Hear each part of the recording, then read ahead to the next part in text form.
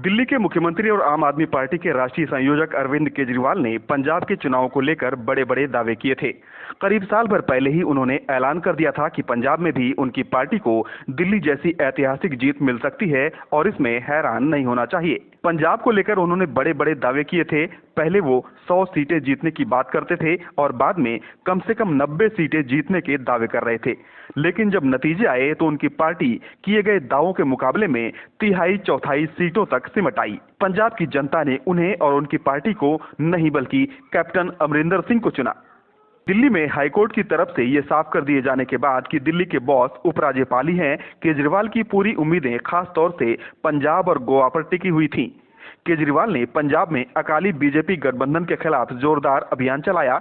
Akali Dal BJP गठबंधन को तो जनता ने नकार दिया, लेकिन इससे केजरीवाल को फायदा नहीं मिला। सारा फायदा कांग्रेस ले गई।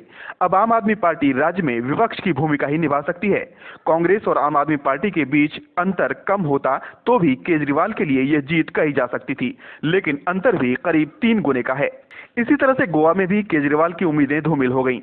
उन्होंने गोवा में जिन एल्विन गोम्स पर दांव लगाया था, उनकी छवि तो अच्छी है, लोकप्रियता भी ठीक ठाक है, लेकिन वोट देते वक्त वहां भी लोगों ने केजरीवाल की पार्टी को नहीं बल्कि कांग्रेस को तरजीह दी।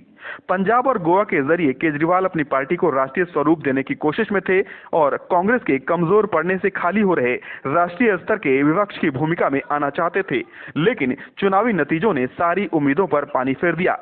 सवाल उठता है कि क्या अब केजरीवाल की राजनीति खत्म होने की कगार पर है? क्या उनकी पार्टी जितनी तेजी से ऊपर उठी थी, उतनी ही तेजी से नीचे भी जाने वाली है? अरविंद केजरीवाल की सबसे बड़ी ताकत दिल्ली है, जहां उनकी पार्टी ने 70 में से 67 सीटें जीतकर बीजेपी को 3 पर समेट दिया था और कांग्रेस को विधानसभा से बाहर ही कर दिया था। इसी दिल्ली में अब अगले महीने एमसीडी के चुनाव होने हैं। केजरीवाल को अब इस चुनाव में अपनी ताकत दिखानी होगी। एमसीडी पर अभी बीजेपी का कब्जा है। केजरीवाल की पार्टी अगर एमसीडी को बीजेपी से छीन पाई, तब तो उसका आगे का भविष्य दिखाई देगा, वरना केजरीवाल के लिए आगे काफी मुश्किल खड़ी हो जाएगी। 2.5 साल बाद लोकसभा के और 3 साल बाद उन्हें दिल्ली विधानसभा चुनावों का सामना करना होगा। पंजाब और गोवा के बाद अगर वो एमसीडी चुनावों में भी ताकत नहीं दिखा पाए, तो लोकसभा और विधानसभा के आगामी चुनाव में उनकी राह बेहद मुश्किल होगी।